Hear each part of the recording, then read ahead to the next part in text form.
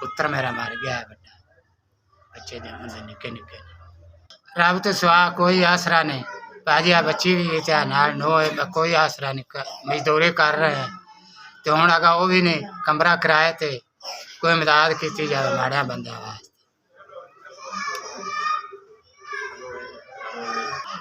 5 साल हो गए ने मेरे अब्बू ने फोत होया ना, मेरे दादा अब्बू ने ही मेहनत मजदूरी करके सारा सर्कट चलाते हैं।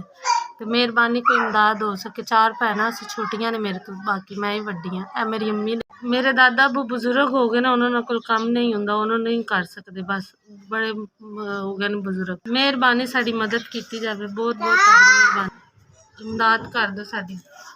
मेरे दादा अब्बू ने नहीं कर सकते। SVS बहुत बहुत ताड़ी मेहरबानी, तुसीं साड़ी 5000 की मदद की है। अल्लाह पाक तुहानूं होर ज़्यादा देवे, अल्लाह पाक होर तुहानूं तरक्कियां देवे, अल्लाह पाक ताड़ी लंबी लंबी जिंदगी करे। SVS अल्लाह पाक तुहानूं कामयाब करे, अल्लाह तुसीं सब माड़ियां दी मदद करते रहो।